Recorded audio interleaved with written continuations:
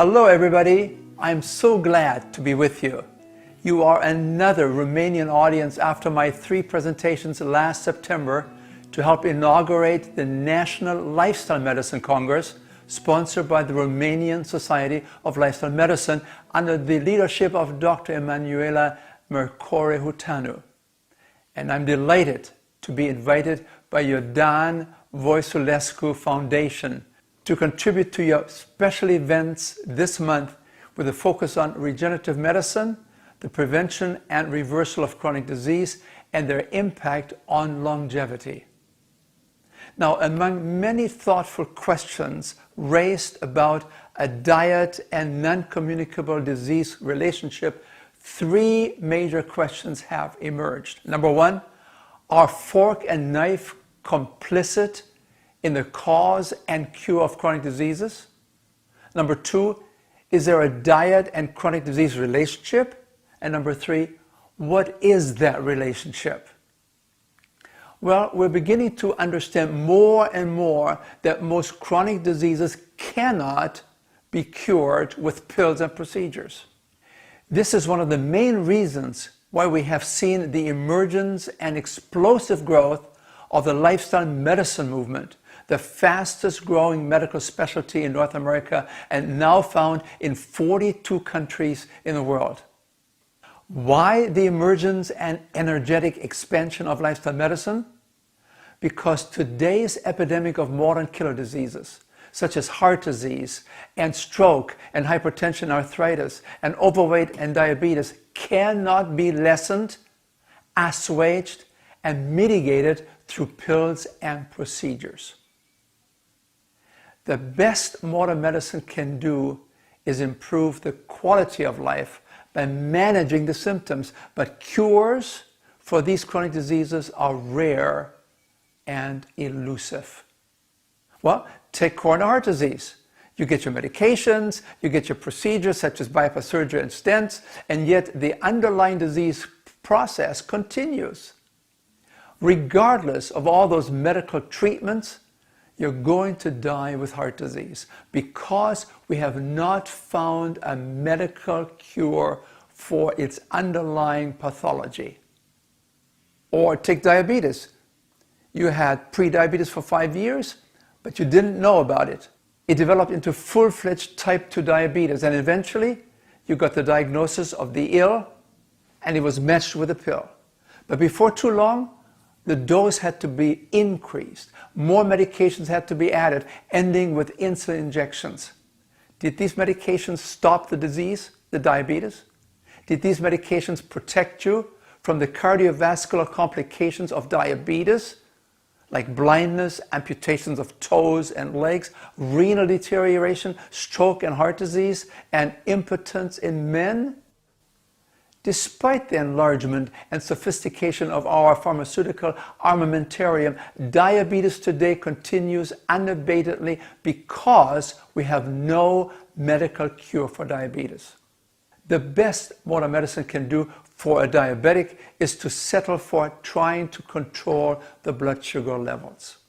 On the other hand, the scientific evidence today points out that the modern killer diseases, these chronic diseases, can be successfully treated, reversed, and cured. How would you do that? How would you cure heart disease or hypertension? How would you cure arthritis and diabetes type 2? Well, check the board-certified medical specialty of lifestyle medicine. These lifestyle medicine specialists will tell you you have a great chance to do it with an enlightened, health-promoting lifestyle. You do it with intelligent self-care. This prominently involves a simple, more traditional diet of foods as grown. It also involves a consistent, progressive exercise program and sufficient rest and sleep, abstinence from alcohol and tobacco smoke, and becoming a kinder and nicer person. These are the pillars of lifestyle medicine. Health-promoting habits that will activate the body's innate ability to begin to heal itself. So, let's briefly review the role of fork and knife as weapons of mass destruction in the etiology of common chronic diseases. Did you know that most of our modern killer diseases were difficult to find some 100 years ago in the United States? Look at Dr. William Osler's book, published in 1928. He reported that heart disease was so rare that one was lucky finding one heart attack a year in a hospital in an average-sized town. But look at the change now. Today, we register more than 3,000 heart attacks a day, with cardiovascular disease in America now being responsible for 30% of all deaths, while the percentage of cardiovascular deaths in Romania is twice as high, namely 60% of all deaths. Or look at the change in the width of our chairs in America. From 1900 to 1970, over a period of 70 years, the width of the average chair hardly changed, just from 43 to 45 centimeters. But then, suddenly, we now are at 61 centimeters. America has emerged larger than ever, so that now 74% of the adult population is either overweight or obese. And with obesity, you must be concerned about diabetes, which has increased by 300% within 30 years, doubling every 10 years. And with obesity, you also must be concerned about high blood pressures, heart disease, arthritis, asthma, sleep apnea, and certain adult cancers, which are all promoted and fueled by excessive weight. Take a look at the increase in the incidence of breast cancer in America. In 1960, in a lifetime, 1 in 20 women developed breast cancer. That has now increased to 1 in 7. That's a 300% increase within 40 years. The question then is, with all the advances in medical technology, such as advances in diagnostics and in emergency care, and advances in dealing with episodic diseases such as most infectious diseases, why do we have such an unprecedented increase in these chronic diseases, especially during the last 50 years? Could it be related to the dramatic changes in our food supply? Look at the change in the macronutrients, in the energy carriers of our food. The diet composition of a society changed along with the increase in the national gross domestic product, the income of a society. You see, potatoes turn into potato chips. Corn turned into corn chips. Beans turned into burgers, and oats became Oreos.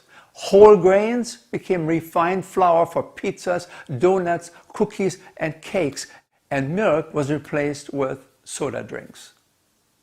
And to enhance their flavor and their level of addictiveness, common and traditional foods became adulterated with excessive amounts of salt, sugar, and fat, all affecting the pleasure centers of the brain.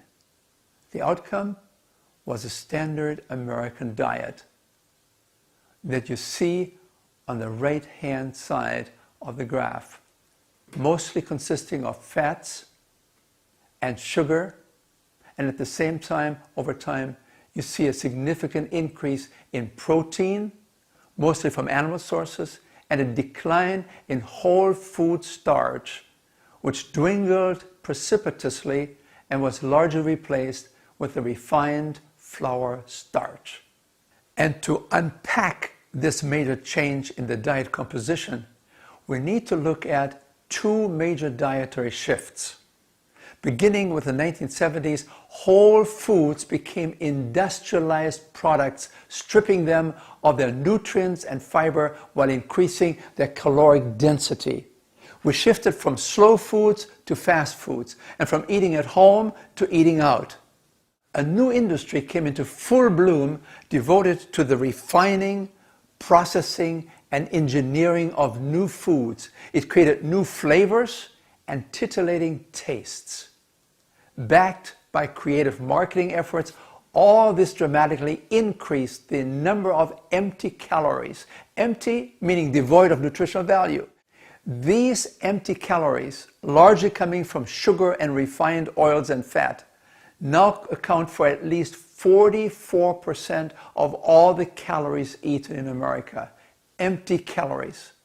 As a society, we become overfed and undernourished. But don't overlook a second dietary shift, and that was the increase in meat consumption, especially in processed meats, from a total of 56 to 91 kilos per person per year over a period of 100 years. But also look at the increase in the consumption of cheese, an addictive, engineered food very high in fat and salt, with saturated fat prominently related to blood cholesterol levels and thus to heart disease. Cheese now makes its contribution to the development of atherosclerosis and circulatory disease by now having emerged as a #1 source of saturated fat in the standard American diet. No wonder we're in trouble. So this then is the American diet that everybody wants and clamors for. It's a diet where 55% of the calories come from refined processed foods, 31% comes from dairy and animal products, and this is the point that I want to make. And only 14% of the calories that we eat in America today, only 14% of the calories eaten come from fruits, vegetables, whole grains, legumes like beans and lentils, and some nuts. These are the very foods that come out of the hand of a master designer. These are traditional foods as they come to us in nature. Let me just emphasize my point once more. Only 14% of the calories we consume in America today come from foods as grown, from traditional foods as they come to us in nature. And the question is, what is the impact of these dietary changes taking place around the world? Well, here's Dr. Walter Willett from Harvard University. He said, epidemiologists, people who study the epidemic of these diseases, have long known that the major determinants of our killer diseases are dietary and lifestyle factors. In large convincing population studies, epidemiologists have demonstrated that when countries shift from their traditional diet to this rich Western diet, that they will see the emergence of Western diseases within 5 to 10 years. Case in point, in Japan, heart disease after World War II was so rare that the University of Tokyo Medical School had to actually import diseased coronary arteries from Johns Hopkins University in Baltimore to show Japanese medical students what was then killing every second American, coronary heart disease. In due time, however, the University of Tokyo no longer had to import these diseased coronary arteries from America because the Japanese had become self-sufficient. They had developed their own heart disease. This then gave rise to the concept that Western diets precede Western diseases. Now, let's focus on the heart and the coronary arteries sitting on top of the heart muscle, and then look at the inside of these coronary arteries. Here you see the coronary arteries in cross-section. At birth, there are no encumbrances on the inside of the artery. No atherosclerotic plaque buildup consisting of cholesterol, fats, and calcium that could possibly narrow the arterial lumen of the coronaries. But after 45 years on the standard American diet, we can expect some 50 to 60% narrowing of these coronary arteries. Yeah. But even so, these blood flow restricting processes are asymptomatic until there is at least some 70% narrowing. That's why, all too often, for some 40% of the people, the first sign of heart disease is sudden death. However, the underlying pathology called atherosclerosis is not only affecting the coronary arteries. Atherosclerosis is a systemic issue affecting all major arteries from the top of the head all the way down to the feet. There are many diseases in many different locations with many different names, treated with many different specialties, and yet there's only one major underlying pathology, and that is atherosclerosis, which then expresses itself as myocardial infarction or angina pectoris when affecting the coronary arteries, or as stroke, senility, memory loss, hearing loss, visual loss when affecting the arteries of the brain. All of these are circulation-related illnesses. They are vascular diseases, including hypertension, prominently associated with the renal arteries, as well as gangrene, intermittent claudication, and degenerative disc disease. But then, men also must be concerned about erectile dysfunction or impotence. Considering the relatively small diameter of the penile arteries, they can easily get narrowed down with atherosclerotic plaques, obviously compromising a sustained optimal blood flow. Over 50% of American men today have some degree of erectile difficulty, which is one of the earliest presentations of vascular disease. Erectile dysfunction then becomes a harbinger, a forerunner, an early announcer of a generalized atherosclerotic presence in the body. Are there any antecedents or predictors for these circulatory diseases? What drives this underlying disease process called atherosclerosis and its inflammatory aspects? Are there any risk factors? Well, take a closer look at this risk arch. The higher the risk factor is located on this risk arch, the more powerful it is in driving this disease. And so, the number one risk factor is cholesterol, and then high blood pressure and smoking. And then you look at diabetes, obesity, and high triglycerides. And of course, inactivity, stress, and perhaps some genetics, although epigenetics can overrule this, as we're learning nowadays. These risk factors, these determinants of atherosclerosis and vascular diseases are related to the 3 F's. The first F is the fork, the diet, as designated here by these yellow stars. Please note, this first F is related to 5 of the 8 risk factors. Foods. The second F is the fingers, that's smoking. And the third F is the feet, exercise. 3 F's. They are largely under our control. What about genes? Oh, genes don't determine our future. The new science of epigenetics has taught us that we can turn on or off those genes that code for disease or health. Well, if it's not genes, then what determines our future? Well, you'd be surprised, right? Our habits. The question then is, what do our habits foster, nurture, and support? That's the question. The late Dr. William Connor, a pioneer in the atherogenesis in animals, said, if you want to produce atherosclerosis, if you want to produce a heart attack in monkeys, for instance, all you have to do is feed them a lot of cholesterol and saturated fat. And then he said, if ever a human disease can be produced in animals, it's atherosclerosis. All it takes is a lot of cholesterol and a lot of saturated fat. Many prominent long-term health studies carried out at Harvard University suggest that 70% of our stroke is preventable, 71% of cancer, 82% of heart disease, and 91% of type 2 diabetes, all preventable, totally preventable, if we could just make some lifestyle changes. And experts today have estimated that some 80% of chronic disease in America could be prevented by making significant changes in diet and exercise.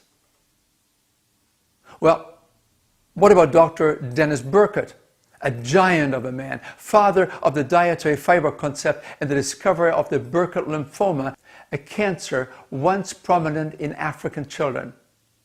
When honored in front of 600 physicians who came to applaud him for receiving the equivalent of the American Nobel Prize in Philadelphia in 1992, they heard him say, "The greatest medical discovery in the last 20 years, from 1970 to 1990, was the understanding that our modern killer diseases are largely lifestyle related, and therefore they must be preventable and potentially reversible." So now we discussed fork and knife as weapons of mass destruction. But what would happen if we would use fork and knife differently? Could we possibly discover them as instruments of hope, health, and healing in arresting and reversing our lifestyle-related chronic diseases? So let's take a look at what happened to President Clinton. 2004, at the age of 58, he underwent quadruple coronary bypass surgery because of chest pains. 6 years later, in 2010, with recurring chest pains, he underwent a double stenting to keep the restenosing arteries open. I was lucky I didn't die of a heart attack. Former President Clinton, like too many people, was busy. And for years he ignored warning signs from his heart. But in 2004, during an exhausting book tour, there was something different. I had a real tightness in my chest when I was getting off the airplane, and it was the only time I'd had it unrelated to exercise. We're here outside New York Presbyterian Hospital. In just a couple of hours, President Bill Clinton, former president, is scheduled to undergo surgery. So I immediately went down to our local hospital, and they did a test. They said, "You got real problems." They hustled me down to Columbia Presbyterian, and they confirmed the determination that I had serious blockage and needed the surgeries. The doctors immediately knew options were limited. The 58-year-old Clinton needed to have his chest opened, his heart stopped, and surgery performed. There's no medical treatment for reversing the obstructions that have already formed in his blood vessels. I got Hillary and Chelsea there, and all I remember is it was happening fast, and everybody who cared about me was scared, and I felt rather serene. I thought, gosh, we dodged a bullet. I didn't have a heart attack.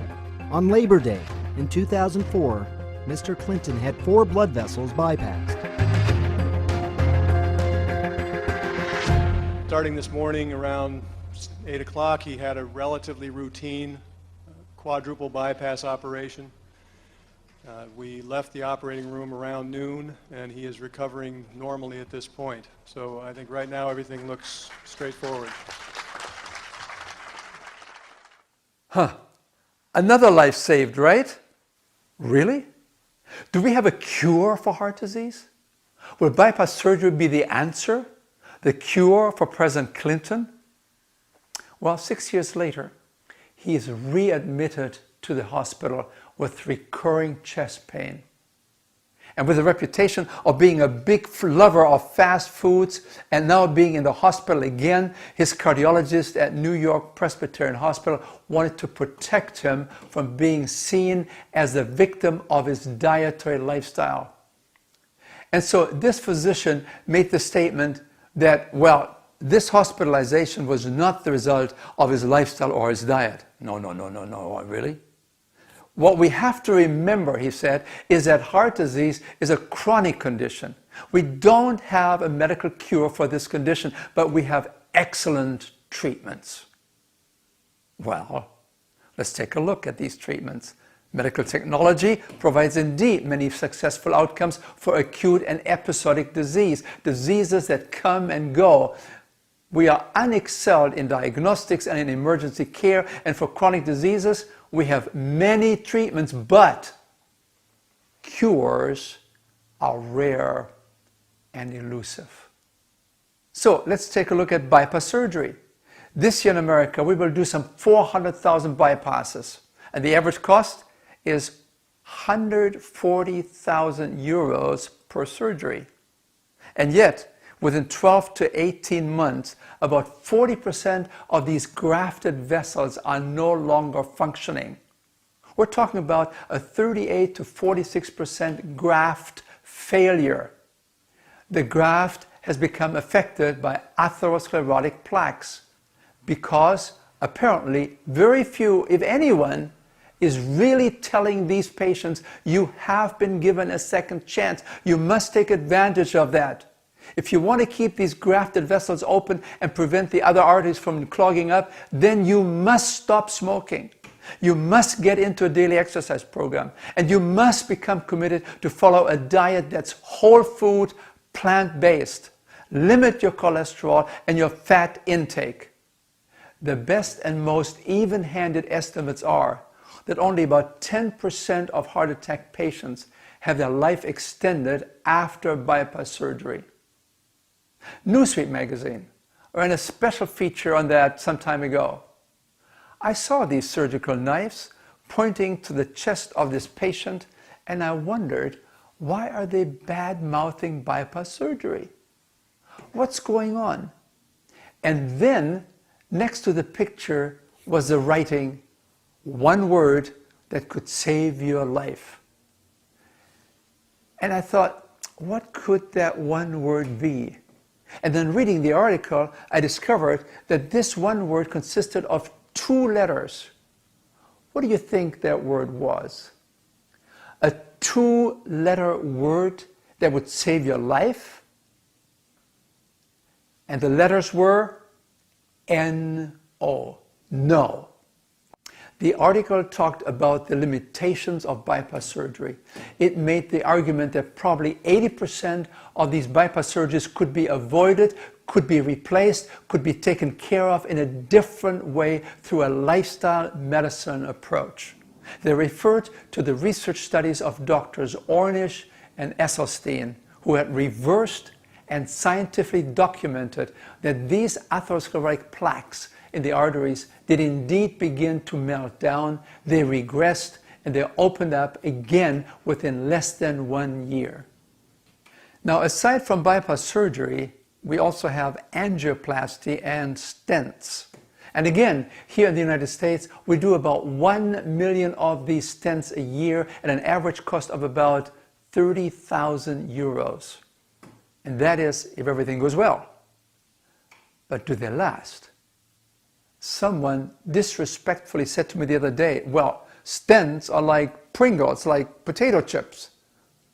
Stents are like potato chips? Well, he said, you'll never just take one. And then he repeated it. Stents are just like Pringles. You never just take one. Yeah, that reminds me of one of my patients who had 13 consecutive stents. These stents don't last unless the needed lifestyle changes are made.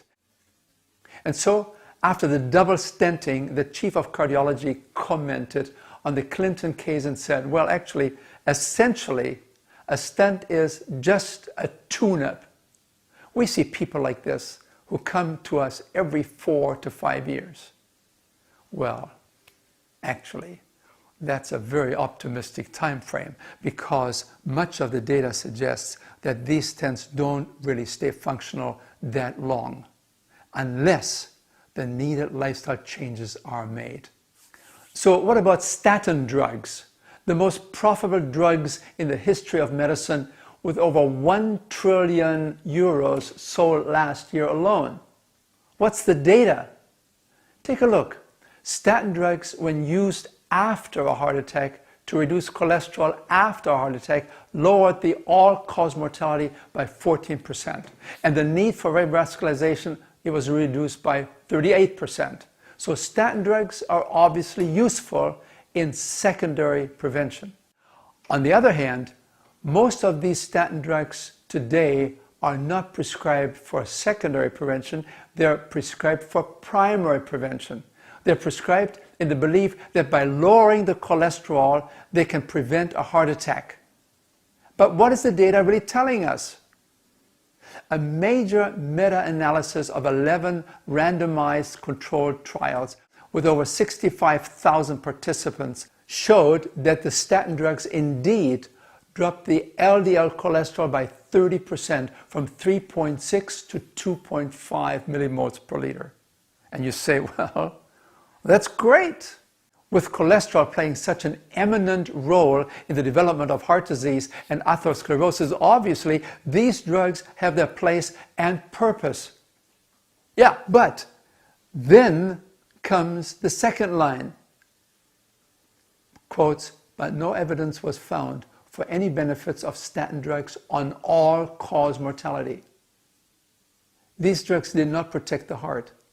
They did not affect the longevity of a person in this high-risk primary prevention setting, where they followed these patients for 4 years. And here's the editorial in the Journal of the American Medical Association by the editor. She wrote, "We have underestimated the risk of statin drugs, approaching 20% of patients at risk for muscle aches and pains and at risk for developing possibly diabetes and memory loss." And then she continued, if we give 100 men who never had a heart attack before, if we give these 100 men these statin drugs for 5 years, we might expect to prevent, how many? 1 to 2 heart attacks.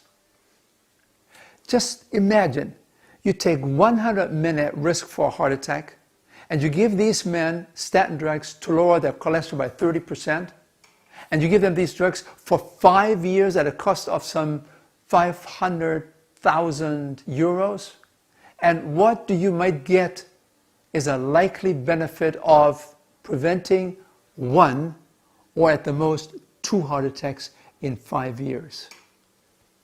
And then she asked the rhetorical question, well, what shall we do? And she answered, a healthy lifestyle, a simple diet, and daily exercise.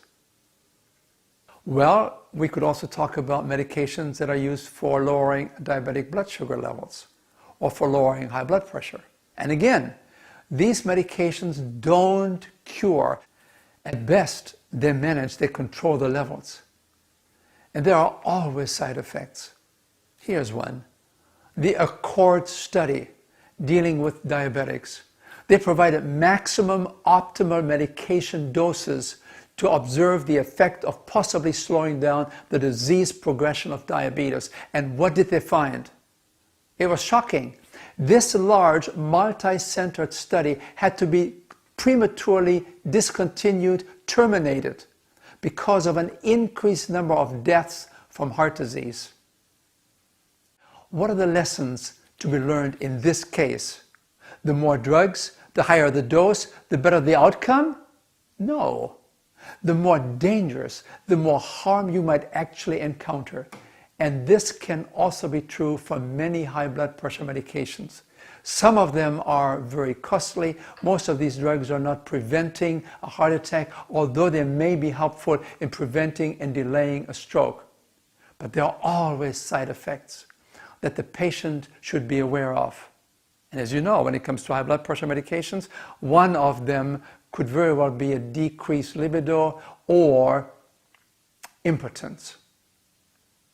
So here's a classic patient-doctor scenario. He said, the doctor told me I would probably be taking these blood pressure pills for the rest of my life. Yeah. And probably not just one drug, but 2 and 3 or 4 blood pressure medications and another 2 or 3 to treat their side effects. And so the idea that for every ill there's a pill, that's a dream that certainly has not been fulfilled when it comes to chronic diseases. Now, this approach has been successfully used with many infectious diseases. For every ill, a pill. We can stop a urinary tract infection in 10 days with antibiotics. We can do the same thing with bronchitis. 10 days and the bacterial infection is gone. And so, when it comes to chronic diseases, people have similar expectations. But most chronic diseases are not caused by some bacterial pathogen. that an antibiotic can knock out within a couple of weeks. No, our modern killer diseases are largely diet and lifestyle related. That's the message I want to get across to you. In the New England Journal of Medicine, the authors wrote, cultural expectations of immediate, simplistic solutions have been bolstered by consumerism and advertisements and fully exploited to generate demand for therapies that are, well, often marginally indicated and potentially unsafe. Have we perhaps oversold the idea that for every ill there's a pill, especially when it comes to chronic diseases? Look at the data from the government's Centers for Disease Control. It shows that prescription drugs were responsible for 246,000 fatal adverse drug reactions. This makes prescription drugs the #3 cause of death in America, responsible for 11% of all American deaths. I'm sure you have seen this chart before. #1 cause of death in America, heart disease and stroke. #2, cancer. And #3 cause of death, prescription drugs. Now, either these drugs were not taken properly, or the complications with other drugs were not anticipated, or they were just not properly prescribed. #3 cause of death in America, prescription drugs. Well, take a look at this picture. What do you see there? Well, you see people in green uniforms. They all have mops in their hands. You see water on the floor, lots of it. And they're all trying to keep the floor dry. They're so devoted to their task that they may even forget to make time for their families. They're devoted to only one thing, to keep the floor dry. They even pass out umbrellas to patients that are there to keep them dry. But take a closer look. What's the problem? What's the real problem? What's wrong with this picture? Well, would it not be smart to look for the cause of the flooding, namely the leaking pipes? What we need then is not more mops. What we need is not more doctors and nurses who take care of the symptoms, the water on the floor. What we need is a plumber who takes care of the cause of the flooding. America now spends 86% of the nation's medical budget on managing the symptoms of chronic disease. 86%. We're not curing these diseases, we're merely managing their symptoms to improve the quality of life, but cures are rare and elusive. Instead of pouring most of our efforts into symptomatic relief, should we not take the offensive in tackling the causes of these modern killer diseases, our cultural lifestyle patterns, our habits, and our health-eroding practices? These are the causes that cannot be cured by some mechanical device or by some magic pill.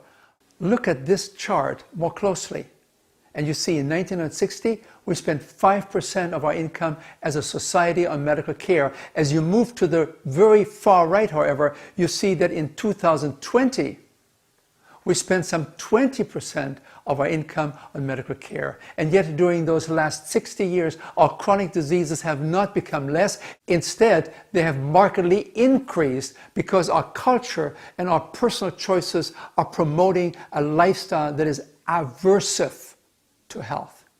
It undermines health. But can you really reverse these diseases with a better lifestyle? Well, let me go through some studies. The first major indication occurred during World War II. In 1940, Nazi armies invaded Norway, occupied the country, took all the lifestyle to feed their soldiers, and the Norwegian people had to live and settle on simple food of mostly homegrown foods. What was the result? Well, with all the fears, the worries and anxieties, with all the stress of the war, one would have expected an increase in heart disease, right? Wouldn't you? Not so. Restricted in their diet to simple, mostly homegrown foods, the coronary death rates rapidly dropped, suggesting that a very simple diet may have mitigated the results of the stress-filled war years. But then look what happened after the war when it was over in 1945. Well, people returned to their pre-war diet, and the diseases came roaringly back. Another indication for disease reversal came from animal experiments. We knew that we could actually create heart disease in monkeys by feeding them a diet high in cholesterol and saturated fat. But could we reverse these diseases in these monkeys? All we have to do is feed them a simple, low-fat, natural, whole food diet. What did Dr. William Castelli from the Framingham Heart Study actually advocate? To reverse heart disease, use foods as grown. Use plant-based foods. Use whole foods. Well, yeah, okay, maybe that might work for monkeys, but what about humans? Any studies there? Any data? Yes, there is. In 1960, a young cardiologist, Dr. Dean Ornish, published a report in the Lancet Medical Journal that shook up the medical community. What happened? Dr. Ornish spent 1 year studying 48 men with advanced heart disease. Many of them were candidates for coronary bypass surgery. He randomly assigned the men to two groups. Both groups were asked to quit smoking and to walk daily. In addition, the first group also practiced stress management and followed a strict plant-based whole food diet with only 7% of the calories coming from fat and with virtually no cholesterol. The second group was given the standard American Heart Association prudent diet for heart disease. This diet allowed for 30% of calories as fat and up to 300 milligrams of cholesterol a day. At the end of the year, when the results were presented at the scientific session of the American Heart Association in Washington, D.C., they became front-page news all over America. Dr. Ornish reported that those on the very low-fat, plant-based whole food diet, number one, dropped their cholesterol levels by 24% in the absence of any medication. Number two, their repeat PET scans, these are the special x-rays of the coronary arteries taken at the end of the 1 year study, demonstrated regression of atherosclerotic plaque in 82% of the participants. And number three, the older men with the most advanced disease actually had the best results. Dr. Ornish was able to present scientific evidence that narrowed plaque-filled arteries had actually widened, allowing more blood flow and oxygen to nourish the heart muscle. The atherosclerotic plaques had actually begun to melt down, and the regression process was underway. It was demonstrated that it was progressing even further over the next 5 years. The group on the so-called prudent diet, however, had a mere 5% drop in cholesterol, and 53% of their coronary arteries showed a progression in their plaque buildup. At a press conference, Dr. Ornish concluded, "The moderate diet recommendations of the American Heart Association do not go far enough to effectively influence the progression of coronary heart disease. People with clinically demonstrated disease need to go beyond the present dietary recommendations." And here's a statement to summarize Dr. Ornish's work with heart disease. It says, "Ornish has scientifically proven that people can open their blocked arteries without drugs or surgery. He guides them through a rigorous lifestyle education program, where the key issue is a very simple plant-based diet with a focus on whole, unprocessed foods, foods as grown." And here you see what we do in the CHIP program, the Complete Health Improvement Program, where we lower cholesterol levels that are above 7 millimoles per liter by 20% within 30 days in the absence of any medication. Cholesterol levels come down quite easily and rapidly if you provide the correct diet for these patients. And you may wonder, what is CHIP? CHIP is an intensive 30-hour education program delivered in groups through videos, books, and group discussions.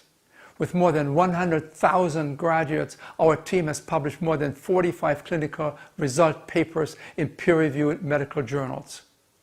We can change the atherosclerosis in vessels if we provide the right and correct and intensive education to patients. Let me share something about my friend Dr. Caldwell Esselstyn, a well-known thyroid surgeon at the famous Cleveland Clinic. In the 1980s, however, he began to change his emphasis in his practice and became involved in educating people of how to reverse coronary artery disease.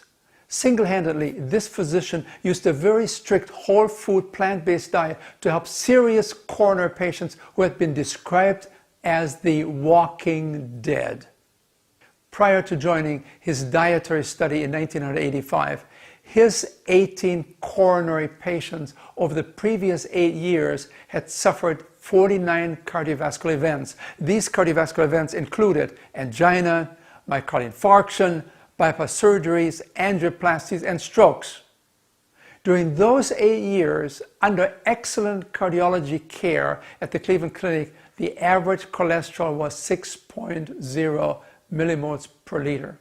Then they came to Dr. Esselstyn and they said, look, we don't know what to do.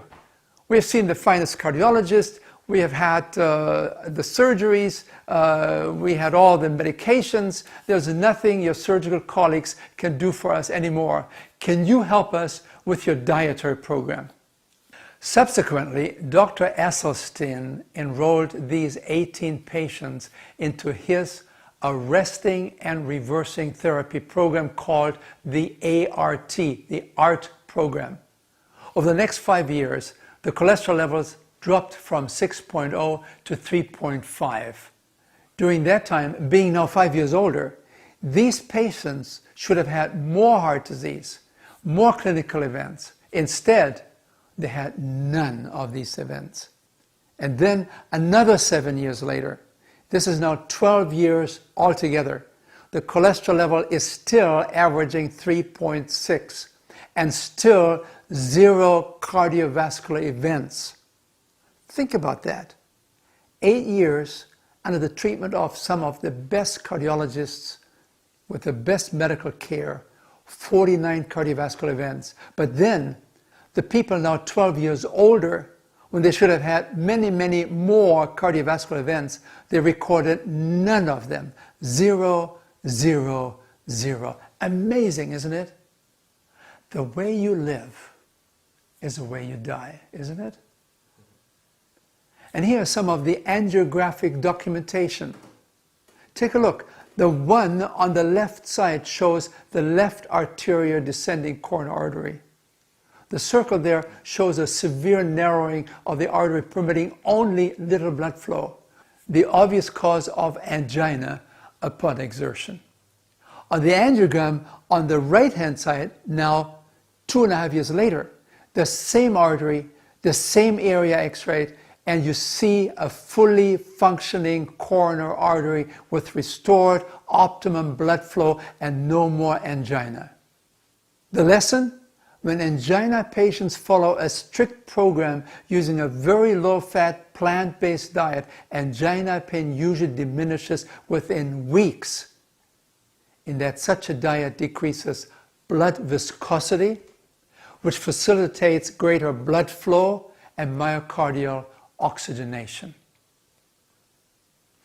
Actually, Dr. Esselstyn's 20-year follow-up program on his 18 patients has been published in his 2007 book, Prevent and Reverse Heart Disease.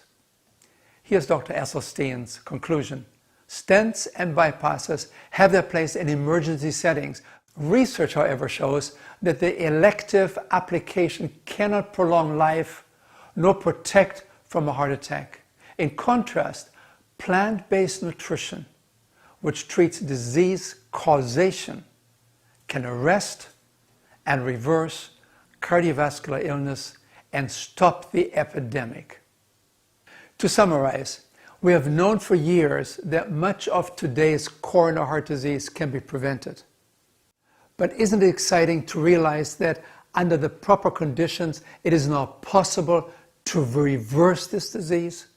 Now listen, these revolutionary studies actually now suggest that given the proper diet, we may actually be able to eat ourselves out of heart disease. Are you ready now to take another look at President Clinton after his heart surgeries? How did you lose so much weight? What kind of diet are you on? Well, the short answer is I went on essentially a plant-based diet. I live on beans, legumes, vegetables, fruit, no dairy, and it changed my whole metabolism, and I lost 24 pounds, and I got back to basically what I weighed in high school. But I did it for a different reason. I mean, I wanted to lose a little weight, but I never dreamed this would happen.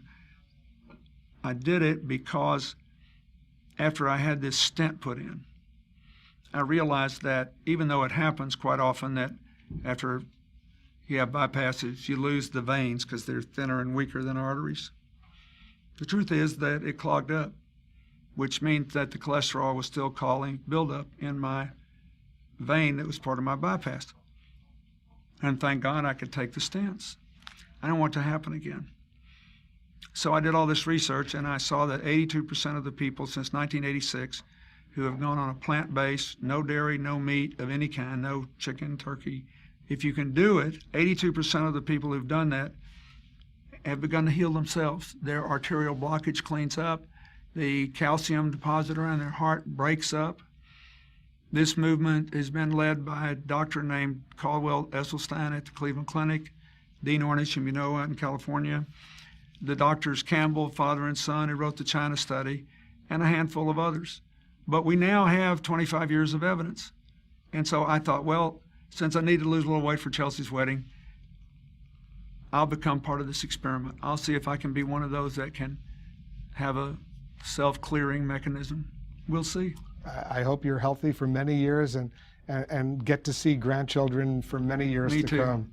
That's really the big deal. You know, Hillary and I, we're happy. We love our son-in-law and we admire him, but we'd like to be around. If there's grandkids, we want to be there to do our part. Mr. President, good luck. Thank you. Thanks for what you're doing. Thanks. And look what happened. The former president with a new lifestyle where food becomes the new medicine. Nobody expected that from the president, but he did.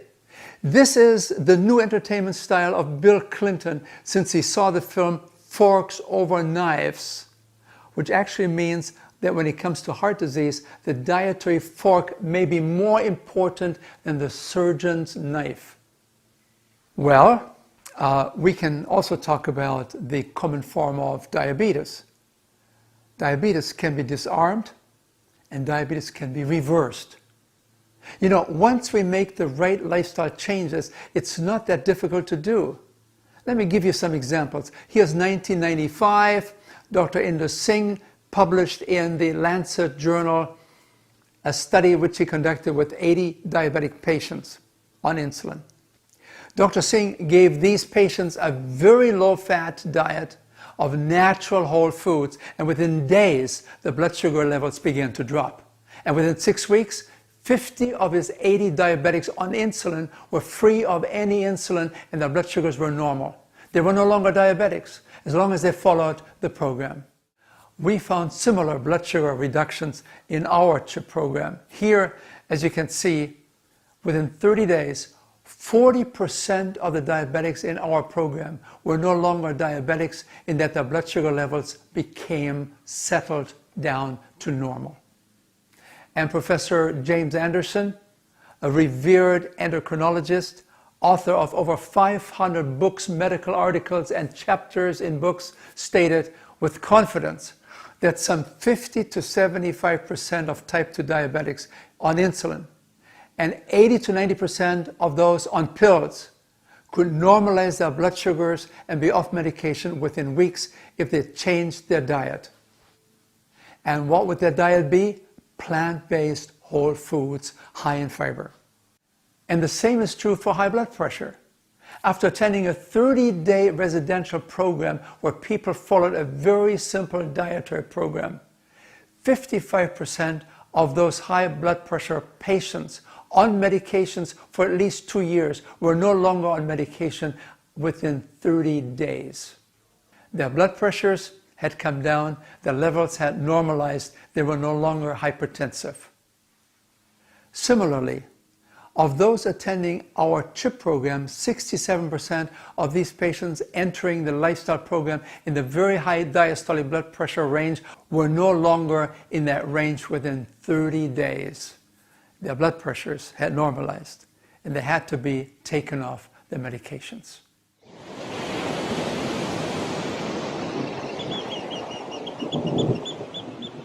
My name's Joe Monaco, and prior to the CHIP program, my life was basically starting to spiral down with one kidney. Lost my kidney 20 years ago. I've had diabetes for over 10 years. I really owe this CHIP program for turning my life around.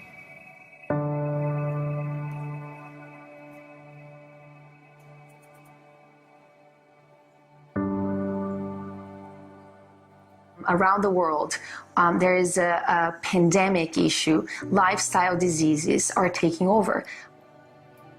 When we look at the disease burden in the United States and more around the world, what we see is that it's chronic disease. It's these non-communicable diseases that stay with people for weeks, months, years, even decades.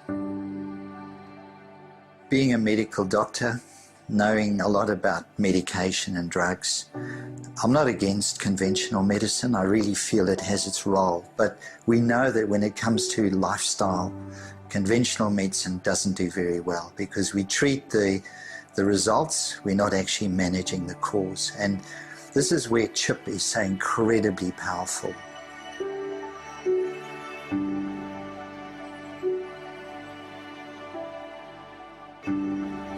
My husband joined the group, which surprised me because he's been a butcher all his life.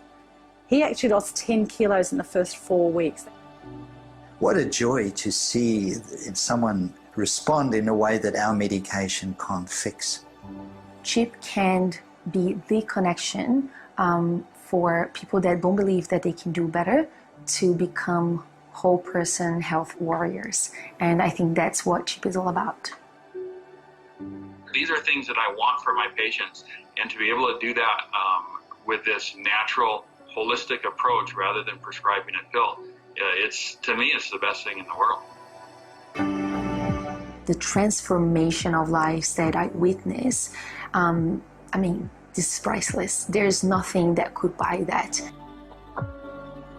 I think we've realized when we look at health and wellness that there's the mental aspect and the spiritual aspect. And if you don't address those issues, often people don't really get as well or improve as much as they should. And that's been the joy of running a CHIP program that is so balanced the way CHIP is presented.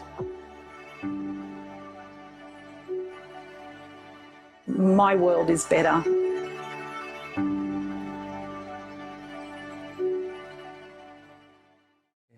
What a joy for me to see lives turning around from disease to health, from worries to confidence.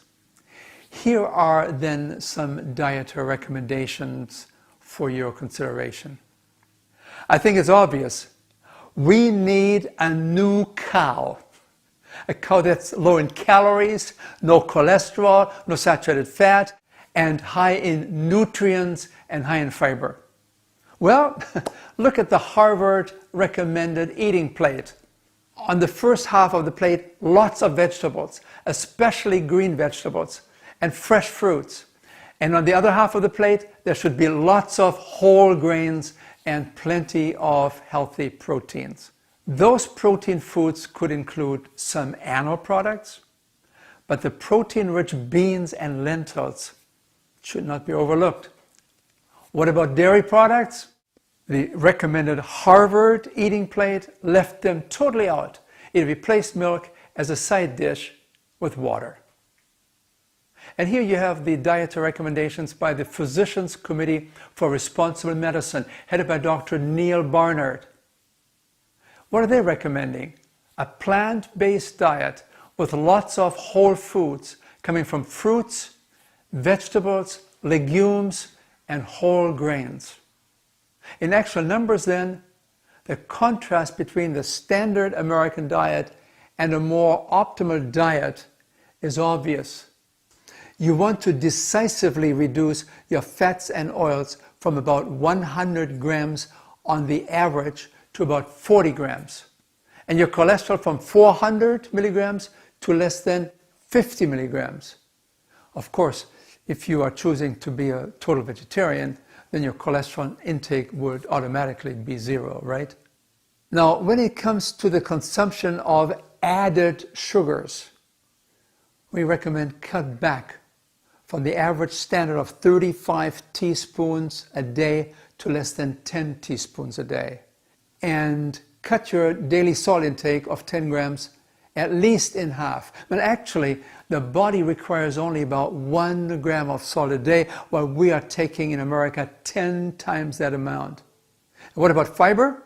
Most Americans, with all those refined and engineered foods, may only be getting a measly 10 grams of fiber a day. We probably should have more than 35 to 60 grams of fiber.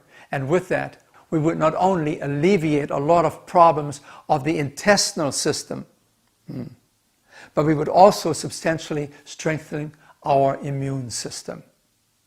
Now, when it comes to water, well, most of us don't drink enough of this no-calorie drink. We should really push the daily water consumption. The more, the better. And this means then that a more optimal diet would focus on a wide variety of plant-based whole foods, foods that are largely low in calories, and that we can eat freely without all the added refined fats and oils, sugars and salt. It's a diet that is respectful of traditional foods, that keeps refined, processed and engineered foods at a minimum.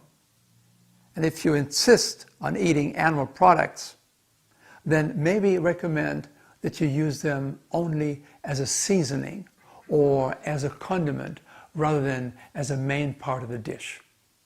For good health and for a long life, may we recommend fresh fruits and vegetables, whole grains, and plenty of legumes like beans, peas, and lentils, and enough water to float a battleship. And couple this with daily exercise, stress management, and obviously no tobacco, and you have a prescription for a healthier, a happier, and a longer life. Now, in case you think that it would be too hard to make that big jump all at once towards a diet that is largely centered on plant foods and whole foods, then let me show you the next graph.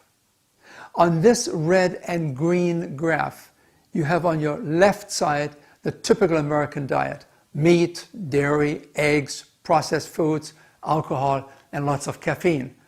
At the same time, you also have listed at the top the worst health outcomes and the shortest health span and the shortest lifespan. These are obviously the American or Western diseases, the chronic diseases. But then, as you move towards the right-hand side of the graph, towards the full green triangle, you begin to eat less and less of the foods in the red triangle, and you begin to eat more and more foods in the green triangle, where the emphasis is on fruits and vegetables, on whole grains, and lots of beans and legumes, and some nuts and seeds, and plenty of water. And that's where you will also have the best health outcome, and the longest health span, and the longest lifespan. Eating plant-based, then, is about widening our circle of compassion and avoiding unnecessary pain, suffering, and death. Think of our animals as friends. And then give some thought to a well-intended suggestion from one of our fine-feathered friends. Eat more kale. And then to finish it up, here's my friend Dr. Dean Ornish. He said, what's good for you and your health is also good for our planet. And it's good for the animals. They will thank you for it. Although heart disease and diabetes will kill more people each year worldwide than all other diseases combined, these diseases are completely preventable and even reversible for at least 90% of the people today if they change their diet and lifestyle. So, in summarizing, we have a choice. Moving towards a plant-based, whole food diet seems to me to be the very responsible and enlightened choice on a planet that is fighting for its survival. Fork and knife. They're either weapons of mass destruction, or they can be instruments of healthier, happier, and longer life. What are you putting at the end of your fork?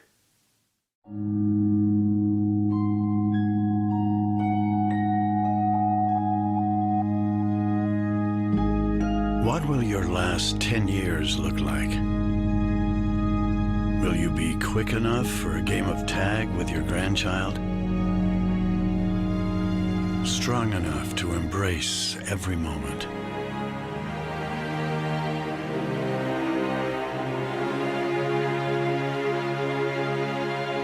Will you grow old with vitality? Or get old with disease?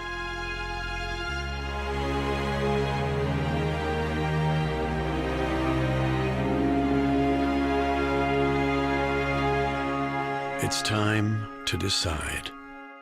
The average Canadian will spend their last 10 years in sickness.